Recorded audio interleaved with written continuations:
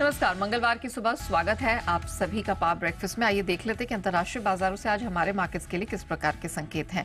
तो आप कह सकते हैं कि थोड़ी यहां पर हल्की फुल्की बढ़त के साथ शुरुआत हुई। एटलीस्ट गिफ्ट निफ्टी पर नजर डाली 26,000 के पार अपने आप को टिका के रखा है और 12 अंकों की स्ट्रेंथ वहां से आती हुई दिखाई दे रही है।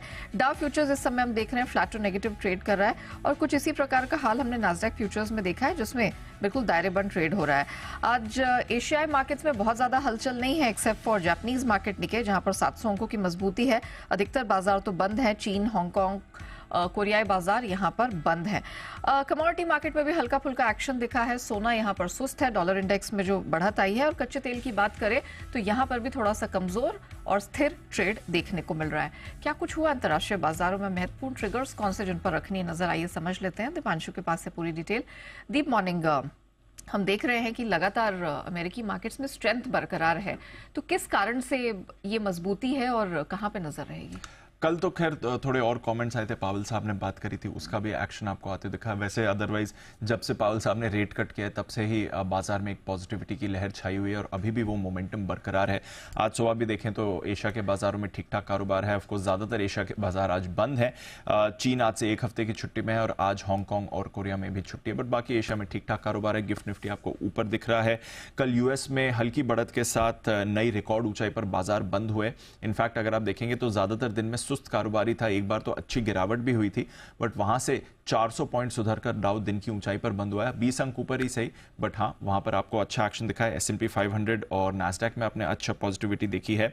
और जो सितंबर का महीना रहा है, जो यूजुअली बहुत खराब रहता है बाजारों के लिए, वो 5 साल में पहली बार यूएस में पॉजिटिव आपको होते हुए दिखा। तो 2019 के बाद पहली बार सितंबर में यूएस बाजारों ने आपको बढ़त दिखाई है और शानदार प्रदर्शन रहा। डाउ आपका 3.5% ऊपर था, S&P 4.25% और नास्डैक में 6% की मूव आपने आती हुई देखी। तो बहुत ही पॉजिटिव फॉर्म अमेरिकी बाजार में आपने आते हुए देखा है। जेरोम पावल साहब के कल कमेंट्स आए थे जहां पर उन्होंने कहा है कि जरूरी नहीं कि आगे के रेट कट्स इतने अग्रेसिव हों, यानी कि जो आधे % से रेट कट की शुरुआत करिए, जरूरी नहीं कि आगे भी इतना ही अग्रेसिव पाथ रहे। तो इंडिकेट कर रहे हैं कि अब आधे % का रेट कट आगे नहीं करेंगे, 1/4% के रेट कट के साथ फेड मूव कर सकता है।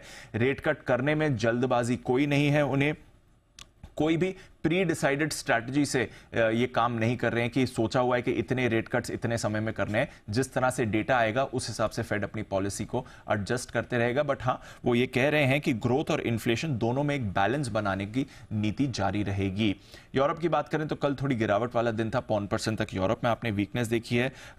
सोना कल 1% लुढ़का है, बट सितंबर में सोने में लगातार 7वीं मंथली बढ़त आपने आती हुई देखी है। चांदी कल फिसलकर 1 हफ्ते के निचले स्तर पर है। बेस मेटल्स में थोड़ा सुस्त कारोबार रहा है। कच्चे तेल पर रखिएगा नजर, हालांकि इजराइल लेबनान की टेंशंस बढ़ी हुई हैं, बट लगातार तीसरी मंथली गिरावट दिखी है। मई 2023 के बाद सबसे कमजोर मंथली प्रदर्शन रहा है और आज सुबह भी कुछ ज्यादा खास एक्शन वहां पर आपको बनते हुए नहीं दिख रहा है। तो नेट नेट अच्छे संकेत आ रहे हैं। पावल साहब की कॉमेंट्री में भी कुछ बाजार को ऐसा नेगेटिव नहीं दिखा जिसकी तरफ से रिएक्शन आते हुए दिखे।